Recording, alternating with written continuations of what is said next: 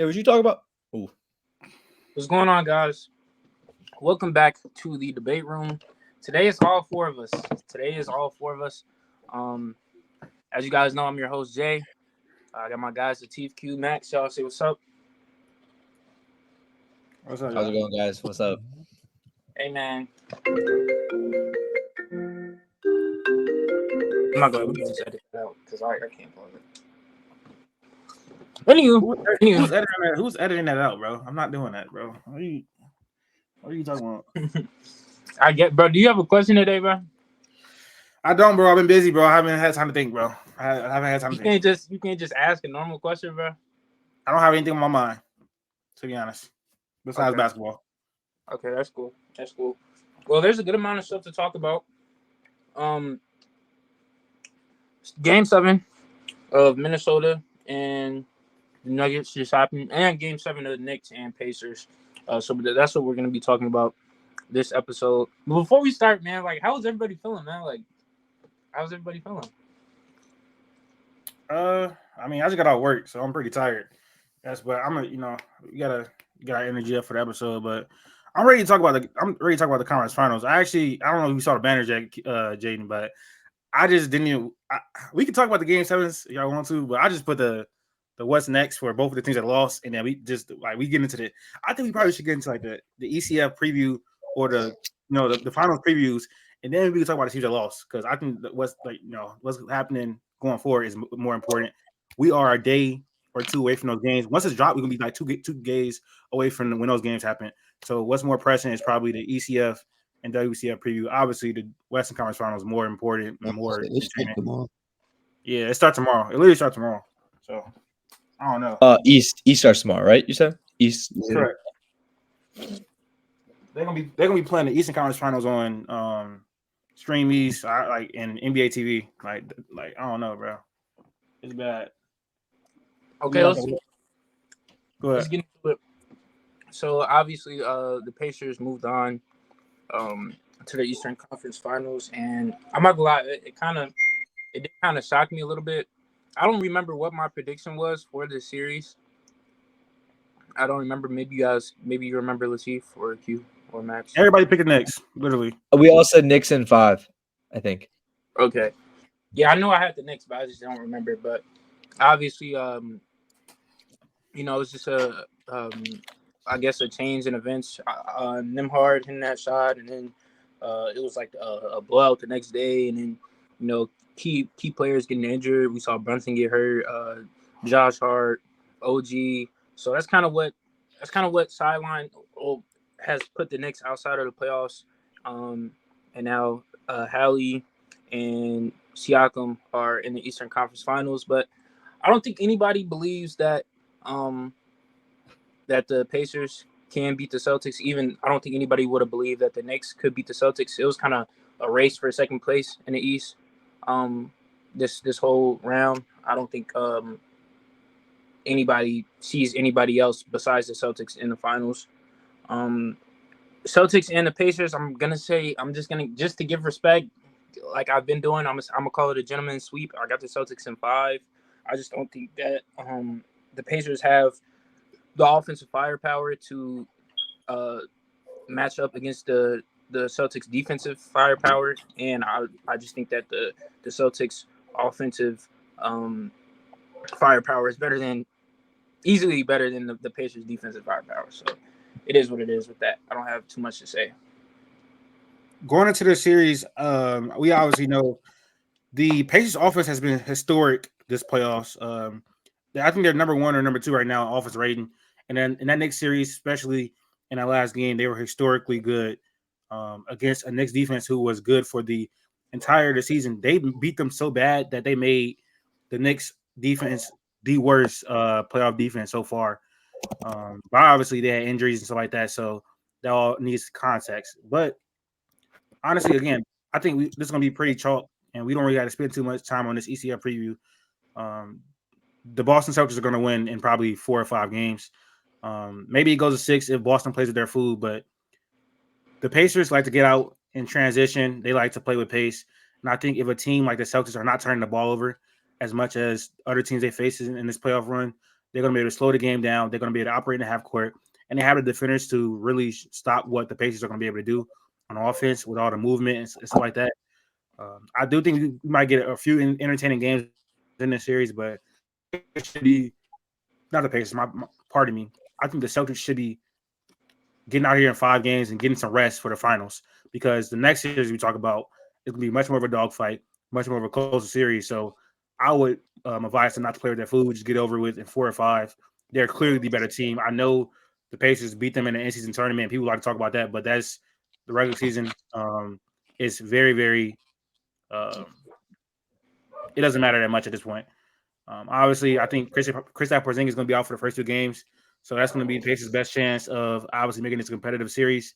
While he's out of the series because he prevents such a matchup problem for them, and basically they don't have to run Al Horford guarding Pascal Siakam, and Al Horford's a great defender, or maybe no, they're probably going to put him on. They're probably going to put him on Miles Turner actually, and they'll probably put Jason Tatum on Pascal Siakam. So that matchup would be interesting, but again, I just don't think they have enough. They have the offensive firepower to keep up with them and score them, but then at some point, the Celtics are going to slow the game down. They're going to be able to impose their will offensively and defensively. And they just don't have anyone to guard Jason Tatum. They don't have anyone to guard Jaylen Brown. They don't have anyone to guard Porzingis when he comes back. Well, I guess Pascal could do a good job on it, but as much as Aaron Nesmith tries, he cannot check Jaylen Brown or Jason Tatum. So it's gonna be an unavailable series to me, in my personal opinion. The Celtics is getting out here in 5 games. They have a tendency to be like they play down to their competition, and that's where you get the close games, or you get the one-off losses in the series and whatnot. And that's what everybody start talking crazy about the Celtics because everybody expect them just 4 games. But at this point, you got to realize they're probably going to be a 5-game team. If they keep this in a half court, they could lock down in the half court, limit every thing. You could blitz Tyrese, you could force some turnovers, blow this game wide open, or fast breaks, semi breaks. They literally just don't have the talent to compete with Boston. This shouldn't be an eventful series, but you still might get that one game where everybody gonna think Indiana has a opportunity. You might get 1 or 2 talking heads think Indiana has a chance.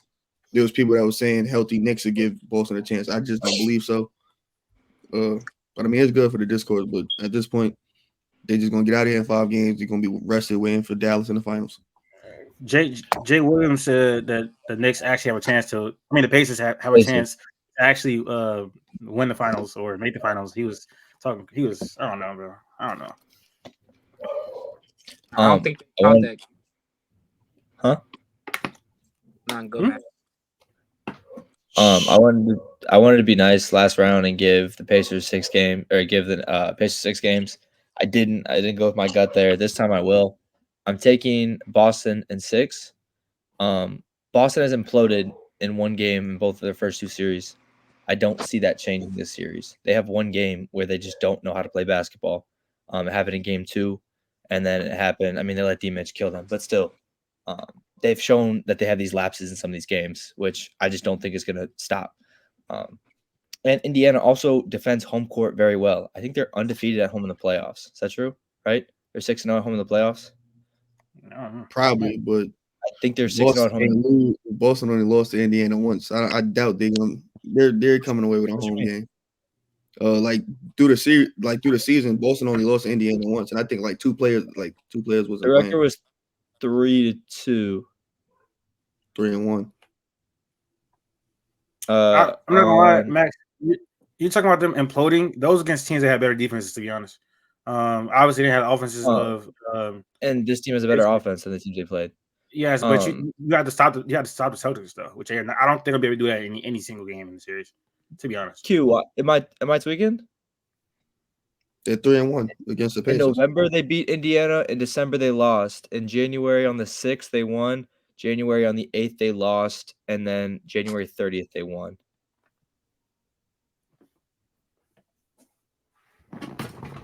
That's from StatMuse. I don't know if that's was that one of them against in-season tournament? No, tournament. Was it the in-season finals No, that was the Lakers and or semis? Semis. Anyways, yeah. it's not against the record, but I'm counting as actual games. They went 3-2 this year. You could kind of throw it all out the window with that 155-104 loss. That's a bad one. But I do think Indiana will at least win one on home court, and Boston will implode one. So if you want to give that the same game, that's fine.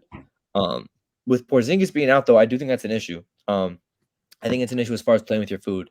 It makes, I think, getting them out in 4 or 5 a little bit tougher. But I still think you should sit him out because you can still win the series regardless. You just need to make sure Porzingis is healthy for the next round. At the end of the day, like I don't think that Indiana is going to win the series, but I will say they take the series a little longer than 4 or 5. KP is coming back in Game 3. They kind of already said it. I was looking on Twitter; they didn't say anything crazy, or anything about that. Who tweeted that? That was a long, like literally a week ago. They been say he's going to be out for the first 2 games. I haven't seen. But you also need to get him back. He can't just come off an injury like that and be. He's gonna Yeah, be that's rusty. fine. Last two games of the series, ease him back into it. Yeah, it's fine. Yeah, he needs to be there to have some type of rhythm and going into the finals. You need him to be on his A game. But yeah, I didn't anticipate us talking about that series for a long time at all. To be honest, I think most people on the timeline, most people in the media have the Pacers going home. They shouldn't be here, to be honest. But we got to give props to them because they did come back down 3-2, and they did win Game 7 in the Madison Square Garden. So you have to give them some level of props, even though they're playing a hospital team. Like it was apparent that they weren't winning the series. So I saw I saw this picture on Twitter.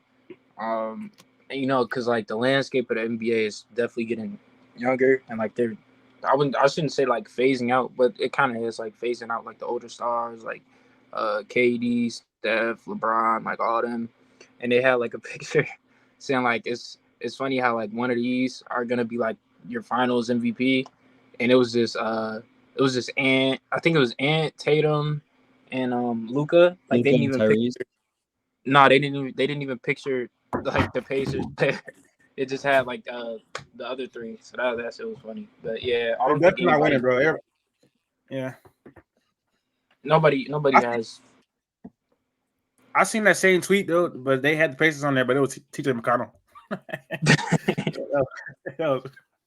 Like TJ, I don't know. TJ been great though. All right, so hopping into the Western Conference Finals preview, this is where things can get a little bit dicey. Me personally, I'm gonna roll with my guys. I'm gonna stick with the Timberwolves. I'm gonna say Timberwolves in 7. I'm gonna give respect to the Mavs. Timberwolves in 7. Honestly, I don't know the health of Luka. I think on both sides, you're gonna get games where again you're gonna need Derrick Jones Jr. to drop 20, or you're gonna need PJ Washington to keep dropping 20 and 20 plus. Like I think that's what's gonna happen in this series. I know KD, somebody that we had on the pod, was talking about like playing Kleber to I guess like minimize Rudy Gobert's defensive production. And then you guys were just talking about involving him in the pick and roll. Rudy Gobert has like actually been better throughout the whole year in the pick and roll, so I don't think that's just gonna like neutralize his defensive effect. Again, I don't know how, Luka's like health going into the series because I don't know what they had that man on. He had every injury in the book, but I'm gonna have the Timberwolves in 7. We can get into more analysis when you guys just give your predictions on how the series will go. This is a difficult series to pick. I think it's super close because after the Timberwolves just beat the Nuggets and basically on defense they handled them like offensively. They were like 9 points under their regular season average as far as defensively. Timberwolves were great. They look like an all-time great defense right now, and so it's kind of hard to pick against them right now, especially since they just beat the defending champions. But I will say, I don't know. I think they might have matched up better against Denver than they do against the Mavericks because they were literally built to beat Denver. I will say that. And offensively in that series, they also they had stretches where they didn't, play too well and Denver's defense is not great at all, but they had a clear advantage in the fact that Jokic is not a great rim protector at all. He was terrible defensively this playoffs, and so they had Anthony Edwards. It was able to get to the rim. Cat was able to take advantage of mismatches. Nas Reed was cooking like when he was out there, and so they also had a personnel to guard Denver, which they kind of do as well to guard the Mavericks. So it's an interesting series. I think the X factors of this series is going to be Conference Towns. He needs to play big. He needs to be very, very good in this series. I'm thinking about like 24, 25, and like 10, like that type of series. He needs to be great this series. Now he's been great this playoffs. He's proved the narrative wrong. He had to play more defense in that Suns series and that Nuggets series than he will have in this series because he's probably gonna be guarding like PJ Washington, or he's probably gonna be guarding like Daniel Gafford or something like that. So he don't need to expand that much energy on defense, and that will allow him to obviously play better on offense. That's what the thought process should be. So I think he's the X factor for the Timberwolves because obviously Anthony Edwards has already said he's gonna be guarding Kyrie Irving, so he's gonna have to expend a lot of energy on that end as well. So they're gonna need more from Cat offensively. But even on that point, I truly don't think like I know people gonna say this, bro, but I don't think he's gonna have to expend more energy than he did guarding Jamal Murray, bro. When guarding Jamal Murray, he had to fight through screen after screen after screen with Jokic. Like, Jamal Murray and Jokic do that re-screen like 14 times every possession. It's a whole bunch of dribble handoffs, all that type of stuff. Now I know Kyrie's a better player than than Jamal Murray, clearly. Yeah, and he's gonna have to have Wait, who are we talking about? It's gonna be a tough time. Rudy. No, I'm talking about Ant right now. It's gonna be a tough time guarding Kyrie, but I just don't think like the narrative that he's gonna have to expend so much energy, as if he didn't have to fight through like thousands of screens in that series against Nikola Jokic. Now he obviously had help. You had Jaden McDaniels and Nickeil Alexander Walker. He also wasn't the primary defender on Jamal Murray the whole time. Yeah, that is true. He's probably gonna have to be. He only took him in spots. He really was the MPJ matchup. Like that literally was his matchup. Like most of the time. I think his primary matchup. His primary matchup. It's even, but his primary matchup was Jamal Murray, but he did have help with Nickeil Alexander Walker and Jaden McDaniels. I looked it up earlier. He like literally Jamal Murray took 30 shots on him. So, and when I went to his matchup page, he was at the top of the matchups. I'm pretty sure. I sent it in the chat earlier. You just sent the stat 9 and 30. Or 9 and 30. So I can look it up real quick, but that's he shot down 30 on both. Yeah. So, but Nickeil Alexander Walker is gonna still be there, and he's gonna be able to help him when Mike Conley go out. But I want to talk about that later. That's Cat X factor for the Timberwolves. For the Mavs, bro, like because Jaden McDaniels is going to be on Luka and he's the all-world defender, and they have so much defensive versatility on his team and so much defensive help. Like Kyrie has to be like on one. He has to be on one. It can't be games like last series where he was not engaged like as a scorer. But he was. Are you saying that because you don't trust him to do it? I do trust his Kyrie. Like you don't trust him to do it. That's he has to do it though. Like like I don't know. I just can't get past the fact of how good the defensive team that Timberwolves are right now, and the matchups they can match up with on the Mavericks. But Kyrie has to be on one in the series, or Dallas is not going to win. Like he has to be 25-7. But what concerns me is he didn't cook J-Dub, or he didn't cook J-Dub and Casey Wallace. Casey Wallace held him to 9 of 23 shooting, and then J-Dub held him to 13 of 26 shooting. Wallace is an all-world defender, bro. Let's chill out. Bro, he is, bro. Casey like that. Hey, like all rookie second team. Who had him? I did. Thank you. Am I concerned, bro? Am I concerned? I'm kind of concerned because he did not cook them. I don't know. Like obviously, Casey at times. They kind of did a great job with him. I'm kind of like under the assumption where like Kyrie was not trying for some of that stuff. Like when he wanted to turn up in game, when he wanted to turn up in game, was it 3? He turned up in game 3. Like when he wanted a bucket, he got one. Bro, you have some type of fetish, Max. You have some type of fetish of putting your own team down. Like it's getting weird. I'm not trying to say like that. I'm just trying to say you can look back. There were plays where Kyrie slashes the basket and passes it when he has a shot open. Okay, Could have shot the basketball, but he passed instead. That's really it. Now the difference between Kaysen and J-Dub is they're not the number one options on their team, and so obviously Anthony Edwards is he the primary matchup. That's a little bit different because he has to spend energy on offense, but they again still have Nickeil Alexander-Walker to put on Kyrie. So it's interesting. I think Kyrie has to kill. I just don't know. Like he's been weird this playoff. So am I wrong for like questioning a little bit, Q? Because he's been weird this playoffs, bro. He did not kill. Huh? Did you say who you have winning the series? I'm getting to my explanation, bro. Can I? There's a world of possibility where Kyrie understands what he has to do and when he has to do it. So I'm under the assumption that they probably went into the OKC series not thinking they had to go all out to beat him. And based on what we've seen, they didn't have to go all out to beat him.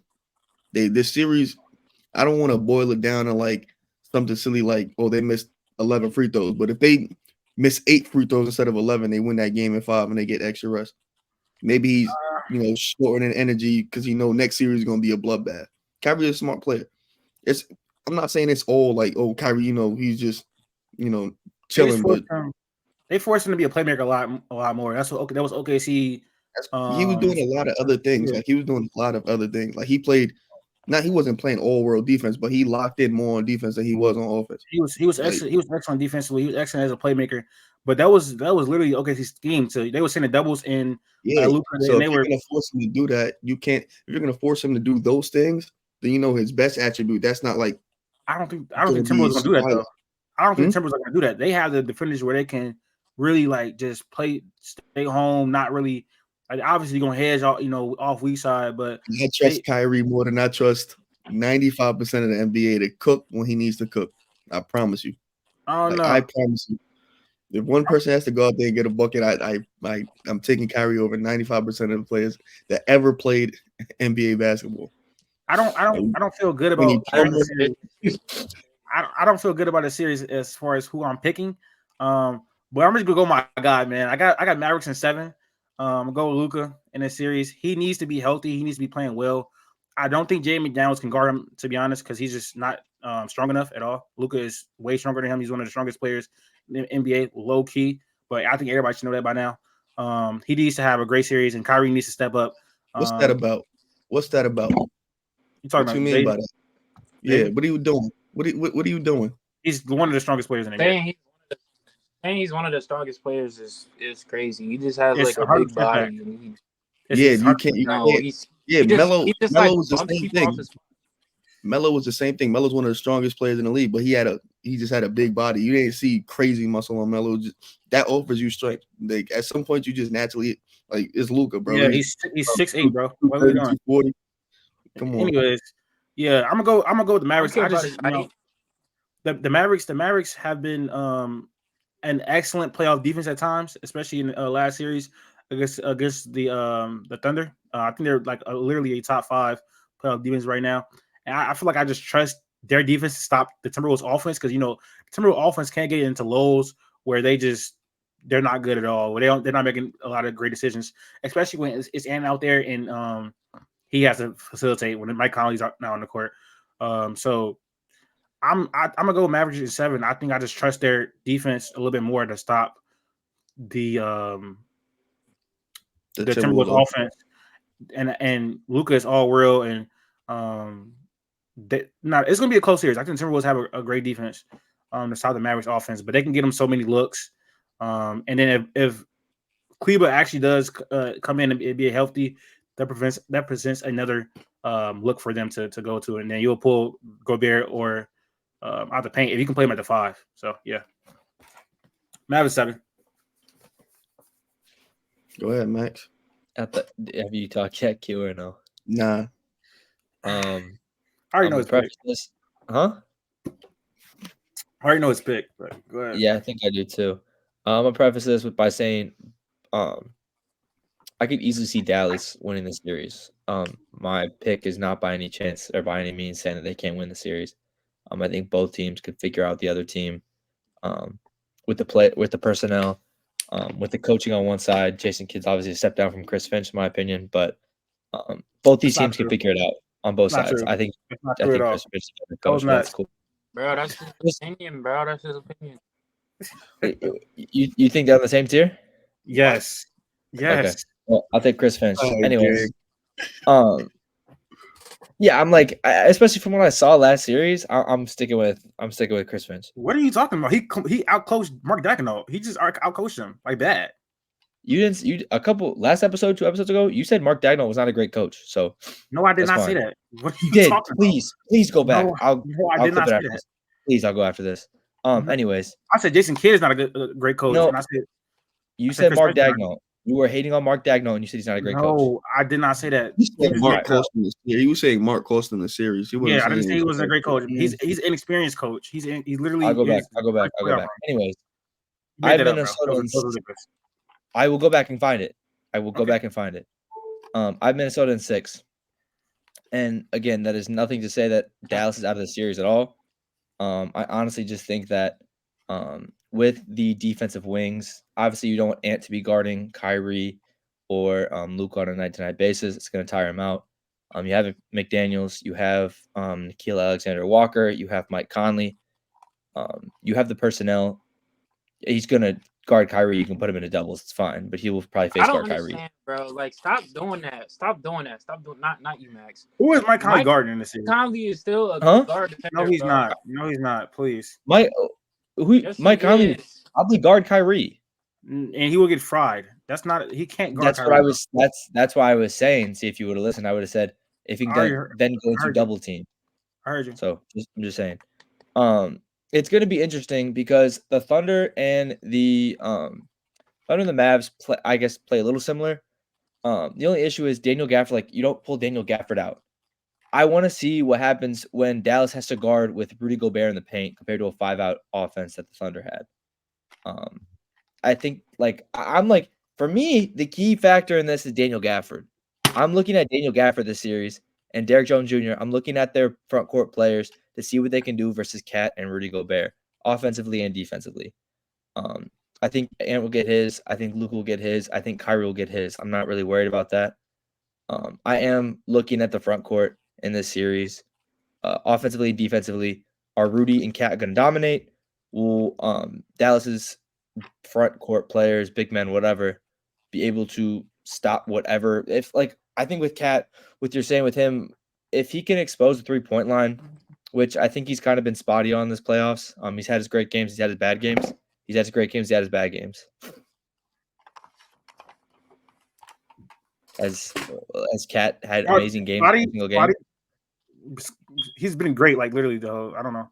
He's had a few bad bad games. He's had 2 bad scoring games the whole playoffs. Yeah, I don't even know what that. I think the last one or whatever in game. What was the one that Ant had 40 and Cat had like 2 for 13 scoring? That was game 5 of game 6. Yeah, I think like that. His play almost cost him cost him that game. They lost that game, and I think it's because Spotty is strong. I think Spotty is strong. Sorry, but anyways, I think that I'm looking more forward to. Obviously, I want to see Luka versus Ant. That's fine. I'm looking more to the front court to see how Dallas can deal with the 2-headed monster that Minnesota has. I don't know. Rudy should do. Rudy should do well, especially defensively. You're not like pulling him outside. He'll do well defensively, but offensively, he has not faced him and the Timberwolves have not faced a level of rim protection that the Mavs have all playoffs. He's faced Yusuf Nurkic and he's faced Nikola Jokic. So I think at the rim they just have the personnel to bother Ant and Rudy and Cat. They have it. They just do. Yeah. Are you just saying with Gafford and Derrick Jones Jr.? They don't have any. Derek Lively's. I'm not gonna lie. Oh, I forgot about Derek Lively. Yeah, Lively's been better than Gafford. I forgot about Derek Lively. Yeah, I forgot about Derek Lively. What do the Mavs have on the perimeter? Let me know. Luka and Kyrie. What the hell are you talking about? Defensively, that's not enough. I'm talking about defensively. Yeah. Oh, Derrick Jones Jr. who's played like a lead defender in his playoffs, and PJ Washington, who's played like a lead defender in his playoffs. 2 people. That's not enough. I'm telling you that's not enough. I'm telling you that's not enough. That's not enough for who? That's not enough for who? What are you talking about? That's not enough for who? And hold on. So you mean to tell me? I'm not gonna lie, Ant was killing. Hold on. Wait. You telling? Are you telling You me? got it. Are you telling me that you watched P.J. Washington, Derrick Jones Jr. go to work on Harden, Paul George, and SGA? You telling me you think they can't do it to Anthony Edwards? Be for real, bro. Yes. Be for real, bro. That's what I'm. I'm not gonna lie. He didn't. SGA was going crazy. Yes. What do you mean? First off, bro. Aaron Gordon, or PJ Washington. Aaron Gordon's not a good perimeter defender, bro. Aaron Gordon wasn't guarding him. It was KCP. Yes, he was. No, KCP was his. Aaron Gordon was. What are we talking about? Yes, he was, bro.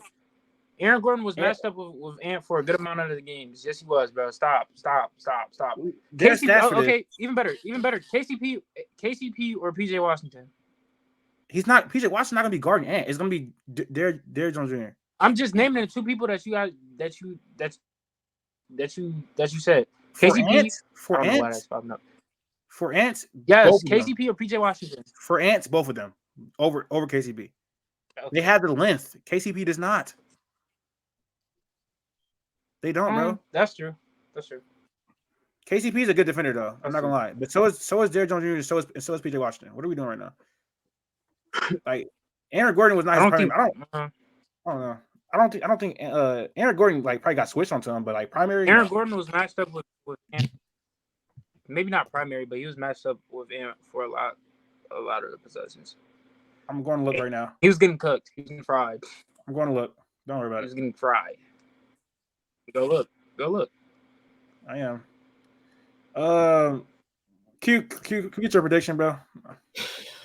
Look, there's not a lot of evidence of what we're gonna see from these two teams matched up against each other. They haven't really played each other all season. I know they played each other, but they ain't played each other. Two of the games that the Timberwolves beat them, Kyrie or Luka did not play, and those are close games. It was more lopsided than what this score suggests. But again, their two best players was out. Another loss. Kyrie wasn't there, and then they got to win. They also never faced this team with PJ and or Daniel Gafford. They've seen a different iteration of this team. Dallas is a whole different team than what they were December and January. This is like a generational run right now. And the longer this goes on, it looks like Luka's getting better and better. That knee's starting to bother him less and less. Like I said about Kyrie earlier, I think he knows this is his series. This is one of his series. He has to go off. Like you said, he has to. This is a different animal. If the Timberwolves go into a lull on offense, Dallas is still going to be there. They're still going to be humming. They still could generate a good shot just off the strength of Luka and Kyrie down the floor. As long as they can hit, they'll be fine. When Timberwolves start to struggle, that's where they have to step on their neck. They have to go, catch one over there in Minnesota. They're probably going to, win up both their home games. And after that, it's just a race to one more. I think Dallas knows that recipe, and they're going to continue that same style. The Timberwolves, they look good. I ain't going to lie. But it's still some things that got to get cleaned up. And I just don't me, when it comes down to it, it's too super close, I'm going to just ride with the best player. And Luka Doncic is the best player in this series. And Kyrie's the second best offensive player in this series.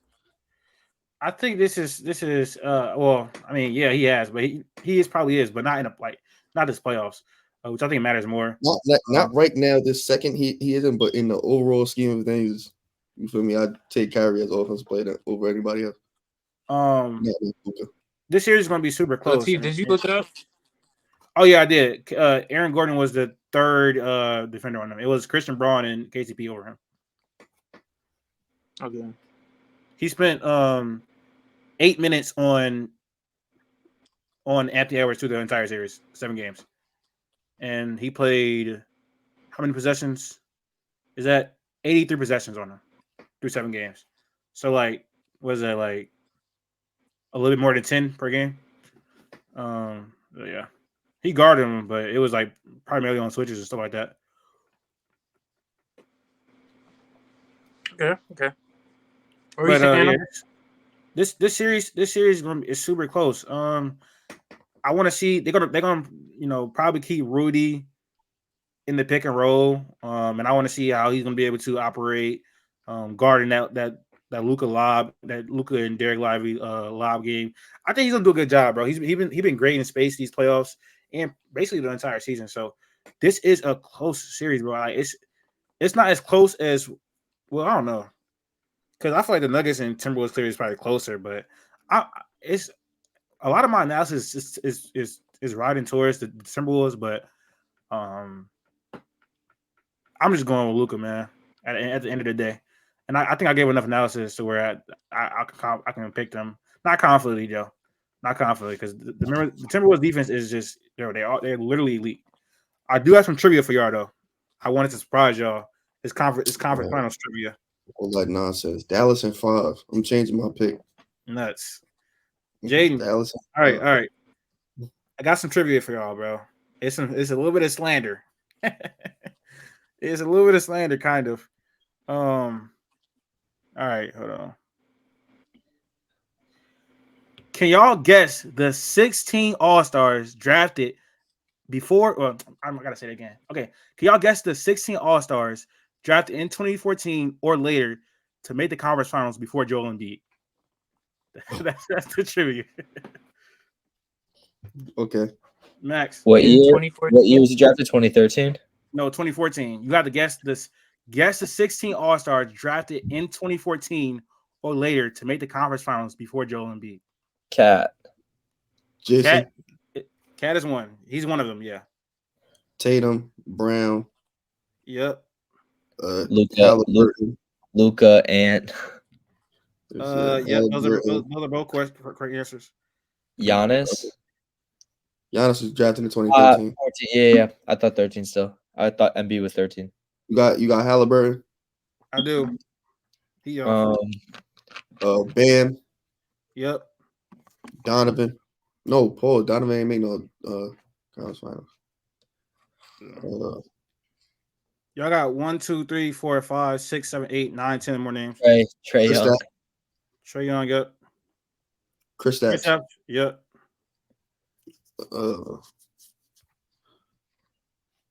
2014. Wiggs. Yep. Derek Lively. Yo, Wiggins was the first name I had on my list. Yo, let me stop. Yo. It was Loki 17 names. I think I forgot to put JV on my list, but it might have been 17. Devin Booker. Devin Booker. Yep. What year is Middleton drafted? 2012. Yeah, he's not here. You're missing the easy one. Probably. Who's competing out east? Oh, it was 16. I put this wrong name right here. He ain't been to SGA. Pause. Nah, he ain't make no.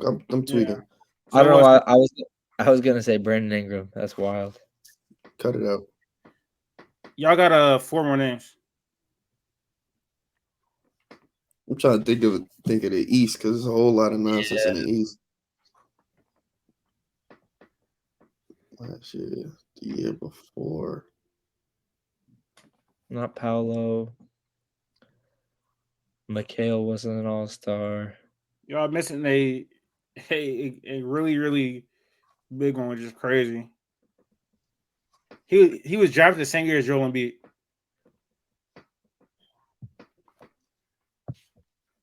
In 2014. Jimmy? No. You talking about Pascal? Jimmy was drafted before 2014. I don't know what year he's drafted exactly. He got drafted in 2011. Pascal. He said. Oh yeah, Pascal. Yep. One I know you're probably not gonna get because y'all didn't even know he made the West Conference Finals. What's that supposed to mean? But he made an all-star team? Yep. Hold on, bro. I gotta pee. I'm gonna pause this real quick. Jalen Brunson. Jalen Brunson? Yeah. He didn't make it to conference finals. Oh, yes, he did. He made it to the Western Conference Finals. He was an all-star? He's an all-star now. I ain't gonna lie, he wasn't even on my list, but yeah, him too. That's crazy. That's nuts. He made it with Dallas, but was this year was his first year as an All-Star? Yeah. Yeah, I forgot about him. He's on there too, so it's probably like 17, 18 names, maybe even more. You said Jokic? Jokic, yes. Y'all didn't guess Jokic. I don't know why. He's definitely. I thought he was definitely before 2014. Nope, you got drafted in 2014. After 2014. 2 more names that you have. Yes, I don't think nobody else. Give me a hint. Well, the one is the one that we didn't know. So who's the one we don't know? One of y'all, he's barely played, but he was on the team. Like he barely played. He's fizzled out now. He doesn't play much. No, he's not good. No, he's still a very good player. He's literally all-star caliber. How we not know who's on the team? Dame was too late. He was too early. Yeah, Dame was too early. Who didn't play? Oh, he played. He played a little bit. He just wasn't productive. Let me go look. Actually,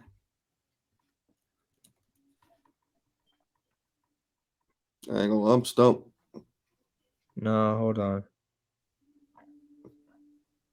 He is not on the team anymore that he played when he made it to the conference finals. What's the year? What year he drafted? So he's all-star caliber, but he's not. You didn't know what team he was on? What? No. He's not. Okay, this is y'all hints. The player is not on the current team that he was drafted to. And he is an all-star caliber player. In the playoffs where he made the Western Conference Finals, he played a total of 12 minutes, 26 minutes, 18 minutes, and 29 minutes. He was a still young player at that time. He was drafted in 2017. Who was number one? Was that Tatum? No, he wasn't one. Was that Markel? Markel was one, but that was Tatum's year. Yep.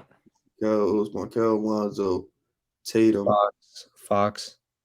He got on the court because of his defense. Jonathan Isaac. All-star, bro. Yeah, okay. Like I'm thinking Portland team. Portland made the Western Conference Finals. The Warriors made the Western Conference Finals. You put Bam right when I said Bam. Yeah, Bam. Clint Capella. All-star gang. I don't know if he ever made one. He's one of those guys who I feel like might have got one off an injury.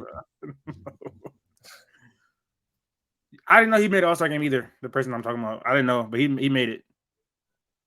His last year, huh? Position. He's a point guard. It's a lot of hints, bro. He is not on it. He is not on the team he was drafted to. He made the Western Conference. Well, he was drafted in 2017. He's a point guard. He's an all-star caliber player. He was on the court because of defense. Jesus. On the court because of defense. 2017, you losing me, gang. I only know like 4 All-Stars out of 2017 draft. Hold on. Unless he was Tatum, Mitch. Oh yeah, he was drafted in 2017. 2016, 2017 was his first year. So I guess that might have been 2016. 2016, that means. Yeah. Never mind. I thought you were trying to get at Shea for a second because I didn't know if the Clippers made one where Shea was on there. No, they didn't. The first year they lost the Warriors. And Blazers made the Western Conference Finals. 2019. Or 2018-19. He is not a good defender anymore. Defense, 2017. DeJounte. Yes, DeJounte Murray is on the list. He made All-Star game one time, and the Spurs made the you said Western Conference Finals. I'm like, what? Yo, one more name. You probably didn't know he made the All-Star game either, to be honest. But he was in the Western Conference Finals very, very recently. And also as a point guard. Western Conference Finals very recently. Nobody on the Lakers. Nobody on the Nuggets. Was it someone else in the Lakers who like fell off? No. No. Not even close. Could be nobody on the Warriors. Very, very Nobody. recently. Yo, it's gotta be within the last 2 years. There's nobody. There's nobody on the Warriors. Nobody in the Lakers. Nobody in the Timberwolves. So the Warriors played who? The Warriors played who? Dallas. I said Brunson. We said Wasn't Dinwiddie. It was not Dinwiddie. Did no? He got drafted after. Never mind. Point guard. You said. I got one more trivia. Y'all don't. I don't. Give me one last hint. Don't make it too obvious though. College. No, that's way too easy. He got drafted in 2015, and he was a pretty high pick. Wiggs. Wiggs was 2014. Cat. Oh, D'Lo. D'Lo is the answer. Yes. Yeah. D'Lo is the answer. He made it. He made the All-Star game one time. Yes. Yeah, that was on the Nets. I knew he made the All-Star team. I just forgot that he was in the Western. Like him being in the Western Conference Final, that just don't like click to me. That's what I was saying. Someone on the Lakers. All right, one more. 1, 2, 3, 4, 5, 6, 7. All right. Can you guess the 7 colleges with the most players in the conference finals this year? Kentucky. Kentucky is number 2. They have 3.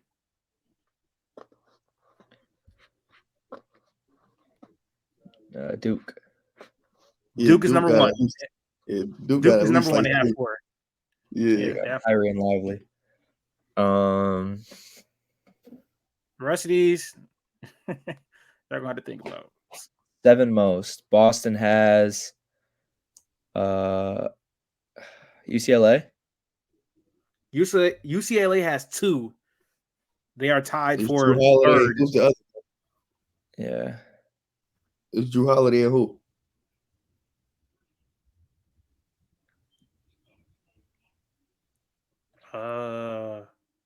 Peyton Watson. I'm cooking. He's definitely got the list next to him. He just wanted to think, like, make it. I don't have the seem like names. I don't have the names. I just Yeah. got the numbers.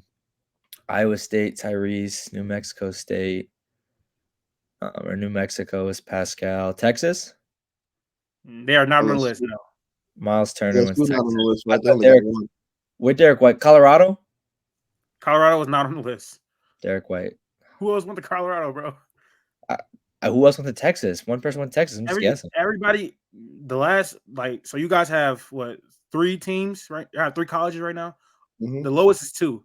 So everybody else is, literally just 2. McDaniels went to Washington. Ohio State, Mike Conley. Nikhil went to... Where'd Nikhil go? Nikhil?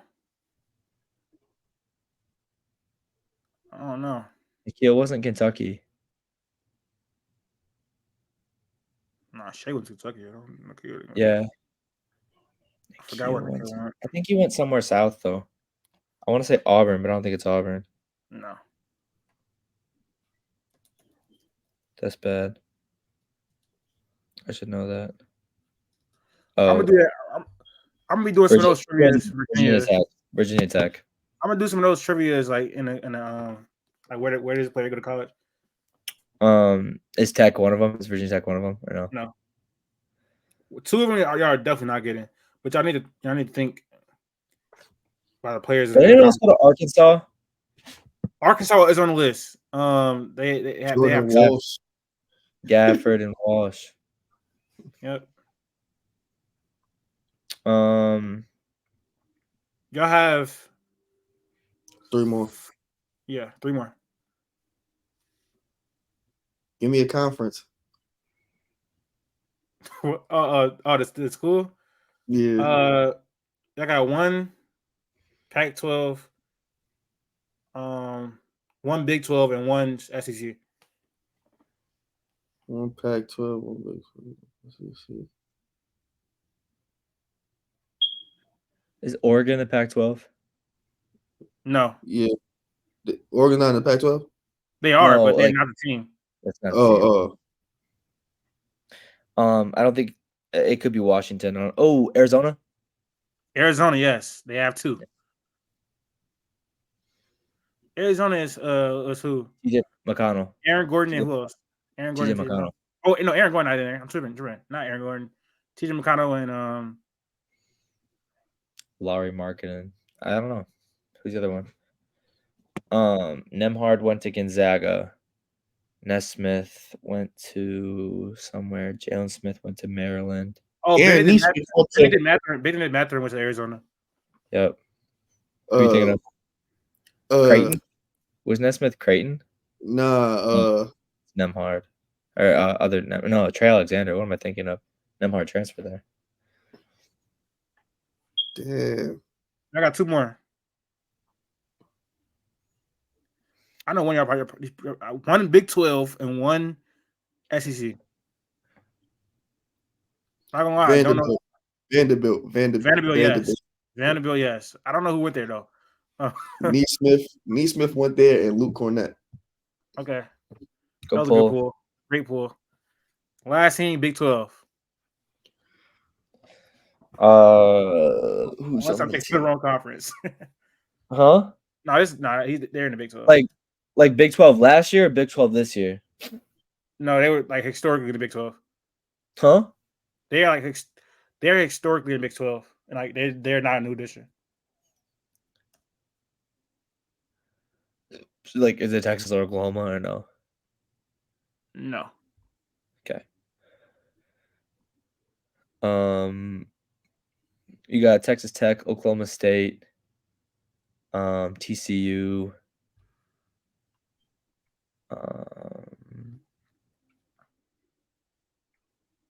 Kansas. Is it Kansas? Nah. No. K-State, Iowa State. Like, Reese went to Iowa State. Who else went to Iowa State?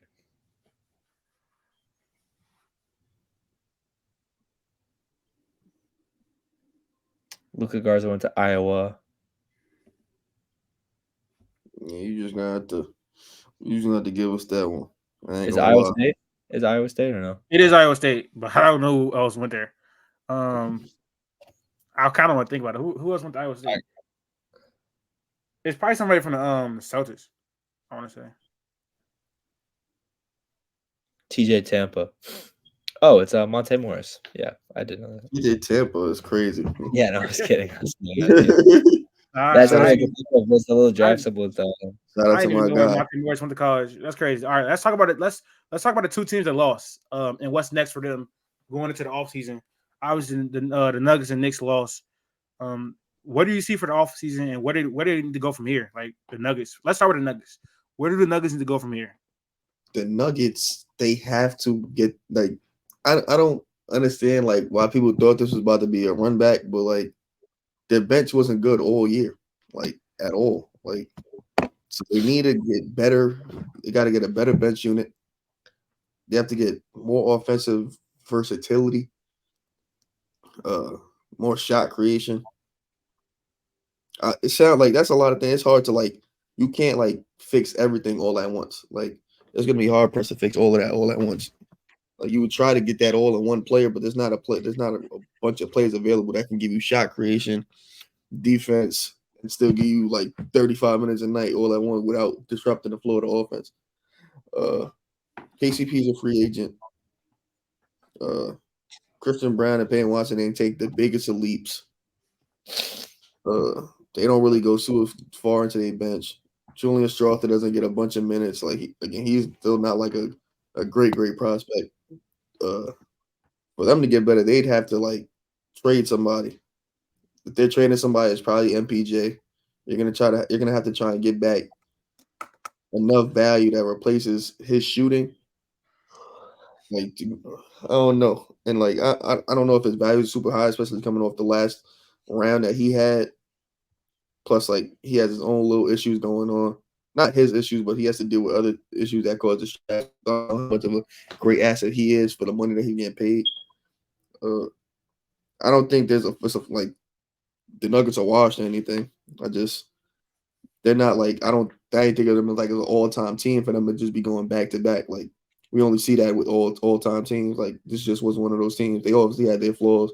They had their run and they hit it. I'm not too sure. I'm not too like keen on the avenues of how they get better. I don't know what type of money they have to spend, and the free agent market isn't that great. There's some plug and play guys, but I just don't think they have the money to go do any of that anyway. So I mean, that can't lighten me. I think they definitely have to move MPJ because he's on one of the worst contracts in all of basketball, and it's a long contract. It's not over to like 2026, 2027. So for them to improve their bench and get under the second apron, they might have to move him. And I think some teams might be enticed, despite the fact that he's getting paid like $40 million in the last year's deal. It's pretty ridiculous. He's on one of the worst contracts in the NBA because he's wildly inefficient. No, I just lied. He's wildly in the playoffs, like over the last 2 seasons, he's been like super inconsistent.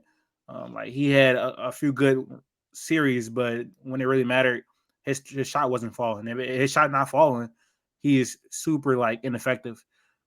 He had some spots last year where he was a good defender, but that didn't carry over to this year. So just because he's a super inconsistent player and doesn't add much value outside of his shooting, I think they need to move off him and try to make that bench better.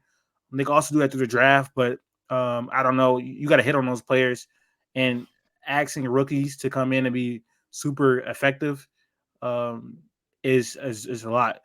They can also try to go like a route of like signing guys on the minimum and hopefully get like getting a lot out of them, like what we saw with like Derrick Jones Jr. this year. If they can find like a Derrick Jones Jr. or like not like that like mode of player, but just someone that they can maximize their value on the minimum contract, that'd be good. But I think for the Denver Nuggets to truly get better, they got to make their bench better, and to do that, they need to add more money on their roster, and they have to trade MPJ. He just has to go. Yeah, Jamal Murray also is up for an extension. Yeah, he is. So they're gonna be running out of money. Way over the cap. Yeah, I think Gordon is. I believe Gordon is as well. No, KCP is a free agent. They have to sign him. They have no choice. They literally have no choice but signing KCP because they need his defense and they need his shooting. They need his screen navigation. Outside of their starting five, their depth chart is Zeke Naji, Reggie Jackson, Christian Brown, Julian Strawther, Peyton, Kankar, Pickett, Hunter Tyson. Of all those names, only 3 players really should be seeing the court. And it's Christian Brown, Julian Strawther, and Peyton Watson. But Julian Strawther hasn't really showed much. He came in spot minutes during the regular season every 7 games or so. Zeke Naji, it's hard for him to get on the court. Everybody else is just a waste of time. So that's just wasted money. So that means you really got a bunch of money tied into Michael Porter Jr., Jamal Murray, and Jokic. Of those 3, obviously MPJ is the expendable one. But you got to bring back enough value. Like, who's going to give you what you want for that? Are you taking picks or are you just going to take the plethora of players? I don't even know, like. I don't know what team's going for MPJ. That's the big issue with this. I don't know what team is trading for MPJ. We feel that way, but I just don't think that another team might think, oh, all right, we could just slide him in and yada, yada, yada. His price tag is nuts.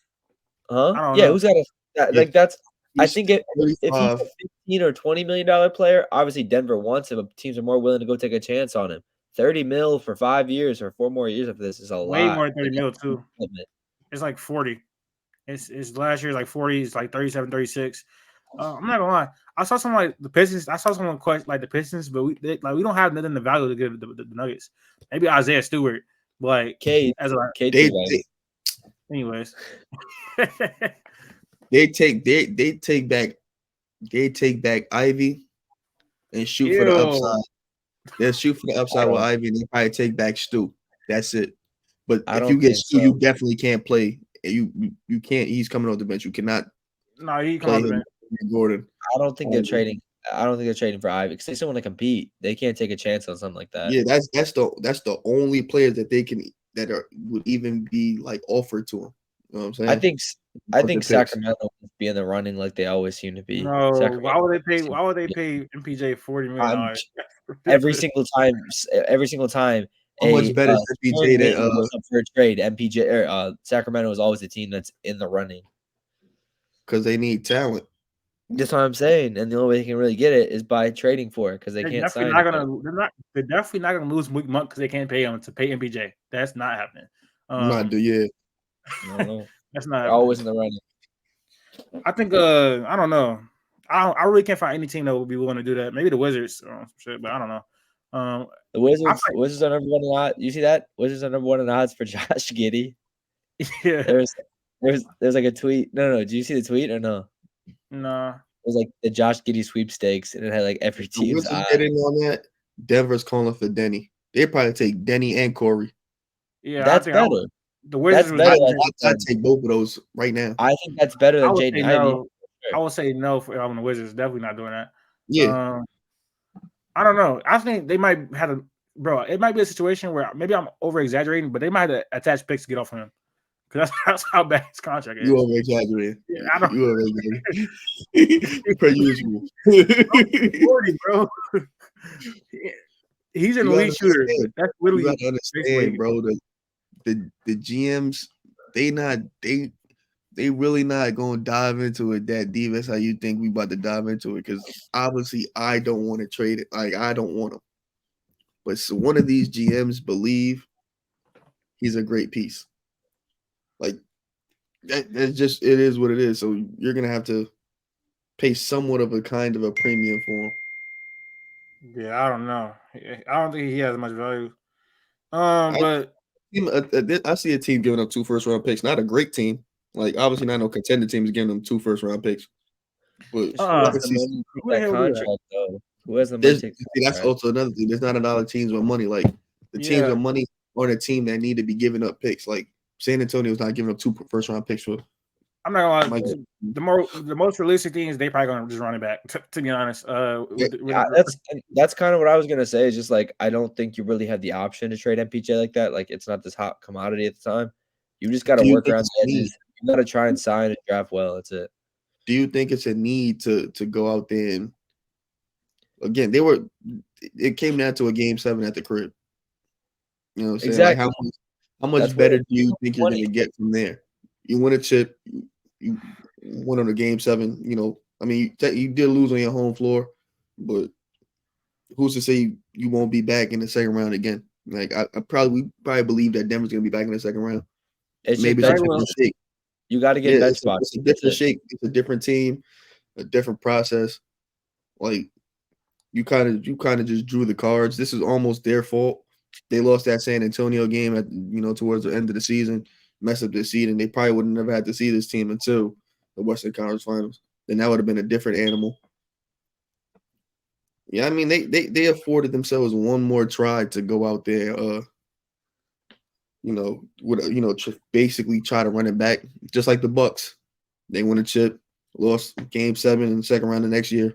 They gave themselves one more time before things really got spicy. I mean, if you're looking at it and we're sitting at the same spot next year, I don't think the answer is MPJ. I think you got to look bigger than that. What, Jamal Murray? I don't know.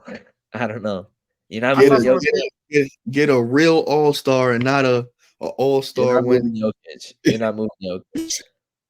I saw someone say they should trade for Donovan Mitchell. I saw somebody say that on sure. Twitter. Yeah, it'd be amazing. That'd be amazing. I get Jamal Murray and some picks and something like I don't know. I think yes, that'd be amazing. But anyways, let's move on to the other team that lost, the Knicks. What's next for the Knicks? Great season, obviously had a lot of injuries, but I got a blueprint for them. The Knicks need to do 3 things this summer. I think all the blueprints the same. Yeah, it is. They obviously got to re-sign OG because you traded from him, and he's obviously a needle mover, a high impact player for them, even though his injuries concerns are there. You have to try to re-sign Isaiah Hartenstein because he is a great defender, a great passer, a great screener. He's gonna be your starting big. That's number 2. You got to do that for sure. You got to extend Brunson. number 3, because he's up for extension. You definitely extend Brunson. I don't think you have any other choice after the season he just had. No, he's up for extension. He is. He's going into his 3rd year on the contract. It was a 4-year deal. It was a 3-year with a player. Yeah, he's 3 years up for with a extension. player. He's up for extension. I think also you should try to look to trade Mitch Robinson. He's a great player, but he keeps getting injured over and over again, and you're not going to be able to keep him, OG, and Hardenstein. Try to trade him. Maybe a salary dump, create some cap space. 5th, you have to try to shop around Julius Randle. You need to try to trade for a star because the team is not going to go any further than the ECF or the 2nd round if you don't get another player that can help Jalen Brunson be the player he can be. And you need someone better than Jalen Brunson to win a championship. That's just facts. You need someone better, and so you need to trade Julius Randle and your assets to get someone better than Jalen Brunson to win a championship. You're not going to win a championship with a small guard. That's not a hot take. That's NBA history. We know that. There's been a few exceptions, but it's just not how NBA history goes.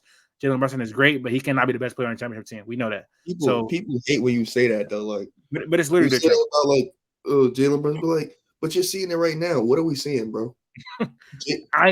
The same Jay Williams. He said, Jalen Brunson has proved he can win you a championship as a number 1. How he proved something he ain't do before? Yeah, that's ridiculous. Yeah. His usage was crazy, and I get they need him to do that because they have Julius Randle. But he was below league average efficiency. It was a lot of shot checking, which you gotta respect it. Empty the clip. You the only offense option out there. But again, I just don't think with over the course of the season you can just rely on a 6 feet guard to win your championship as the best player. So you gotta just hope and pray that a star comes available. Maybe a Giannis, maybe a Joel Embiid, a Devin Booker, something like that. And I don't even know if Devin Booker get his job done, but it depends on what team you have around him. But they need a mega star to come available and to trade for him. Outside of that, I don't see them really actually competing for a championship until they get a Joel Embiid, Giannis, Kevin Durant. They need that type of player to just make their ceiling go even higher. So that's the offseason plans for the Knicks. And draft well. You got 2 draft picks in the 20s.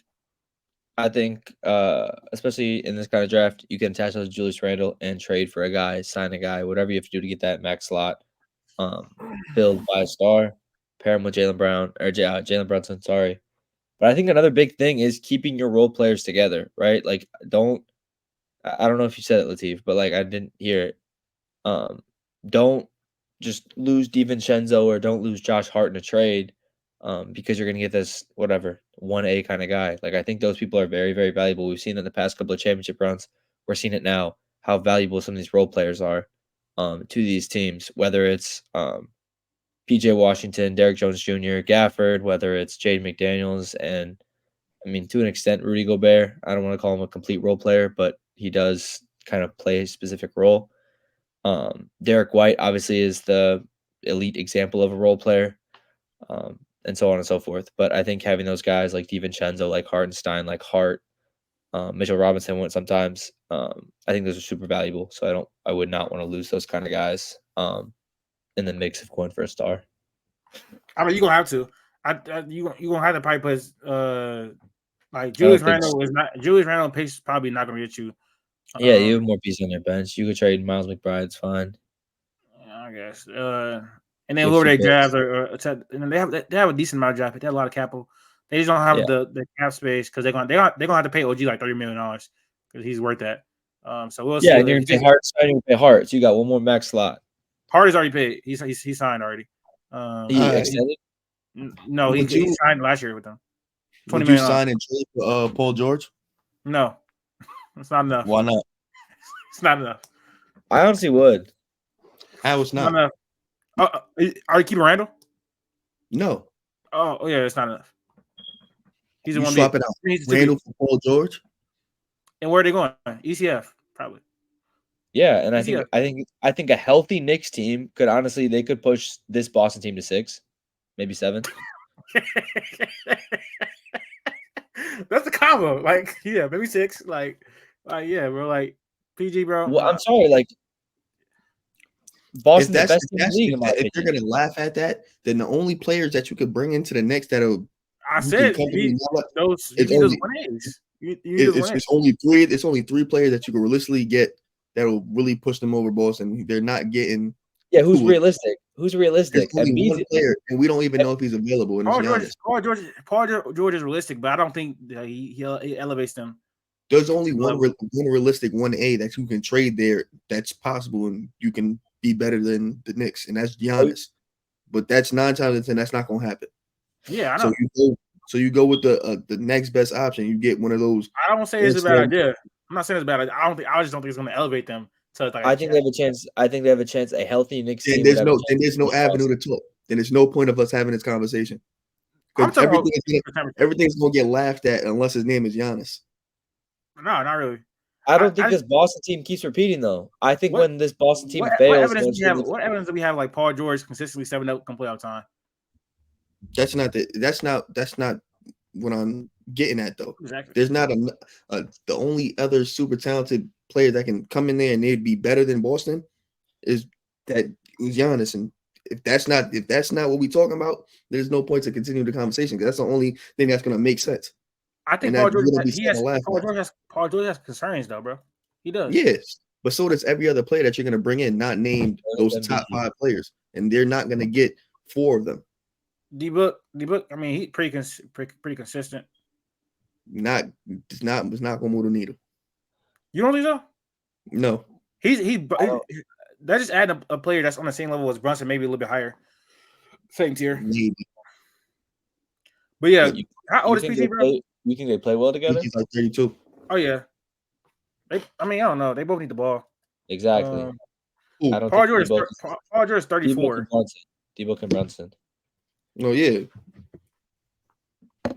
Paul George is 34. And his birthday. I'm telling him his birthday because he might be 35.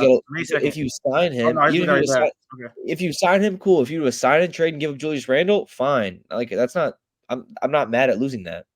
I'm swapping out Julius Randle for Paul George in a heartbeat. You have to do that. You can't bro. Crazy. 3 years of PG, it's fine.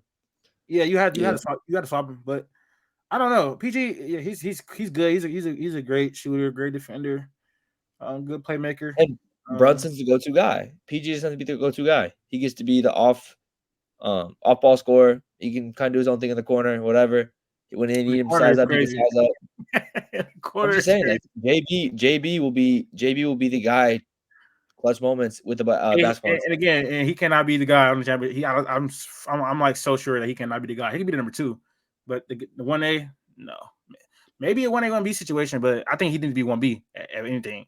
So PG again, MVP like, PG. I don't know, bro. What if they want to shoot higher than that?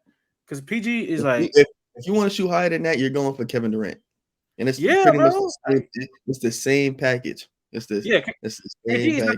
KD is not that unrealistic. KD's not that unrealistic. But based on what the Suns are talking about, they're not trading him. Yeah, I know. But you could give up the same package. Julius Randle, Mitch Robinson, 3 first-round picks, Kevin Durant's a New York Knicks. I don't even think I think like the Knicks strategy is literally waiting for a star. But I don't know if that's a good one, but that's like really low-key their only option. Like getting PG would be cool, but he's getting older up there in age, and I don't think he's the level of player that he's gonna push you over the top for real. Like with his shortcomings in the playoffs, it's just like untimely. I don't think Kevin Durant can push you over the top. Really? That's coming from me, gang. I don't know. That's coming from me, gang.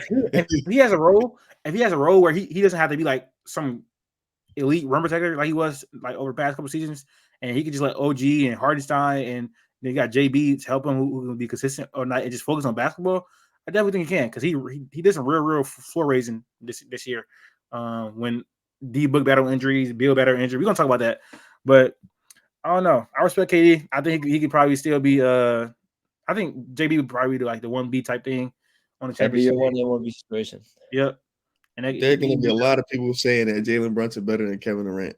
Why would they say that? Why would they say that? I don't know. New York Knicks fans have said some insane stuff. Hey, I think KD averaged 27 points on 65 true shooting against the Timberwolves, and it was considered a down series.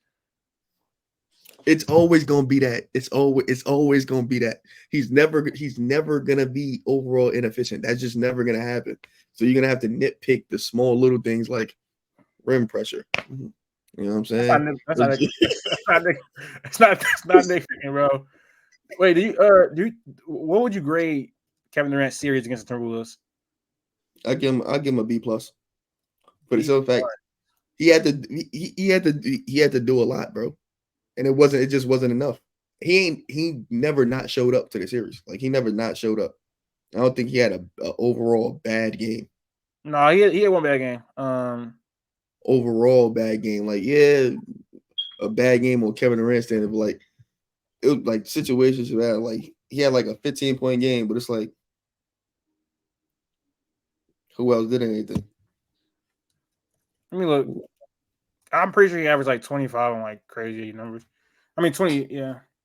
He averaged 27, 6 and 3. He was giving Ant Edwards buckets though. Like every he was frying Ant. He had 31 in game 1, 18. He had 18 in that game 2. I think they got blew out. Yeah, he had 2 assists and 2 turnovers. It's not great. Chill out, man. He had 35 and 33. So chill out. Like KD gets held sometimes to like a crazy standard, but I still think like not making the second round in the past 3 seasons basically is it right? 2022. He hasn't made the second round since 20. I mean, he hasn't made it past the second round since 2019. Yeah, that's let's break it down. 2019. All right, so 2020 hurt for the year. 2021 foot on the line. He was you know what I'm saying? Foot on the line. Not jacking that. Not jacking that. 0-6 in the hold on. Let's get past that. No. Kevin Durant, Jeff Green, Joe Harris, and half a Harden. And you telling me you expecting and you wanted him to win versus Giannis, Middleton, and Drew Holiday? He wasn't supposed to win that. 2022, what he do? I got swept. Yeah, he got swept. Yeah, that's what I'm saying. So two of those years, I will legitimate like cross it out. But the last 3 in succession, he got swept twice, and then they lost in 6 to Denver. You can kind of put a little asterisk on that Suns. They lost to Denver, but it's like you still lost to Denver. People thought you was about to, kill Denver. Nobody was really on that Denver train just yet. So it's like they expected D-Book and KD to go in there and demolish them, which they didn't. How many series do you think he was lackluster or like for his standards in the past 5 years? I'm talking about let's do last 3. Last 3? He was lackluster clearly the Boston series. Like that was his worst series by far. And spots of the Sun series. He was you could see Timberwolves. Overall, yes, but for the same reasons, like he's not like for like one specific aspect of the game, which is like playmaking. That's like the only that's always going to be one of his biggest knocks, making that extra pass, hitting those skip passes and whatnot. That's what makes him get a lot of turnovers and things like that. He still can't really handle double teams. So that's what makes him look, worse in series. But again, he's 35. Bro, his big age can't handle double team. Yeah. That's an indictment on the league.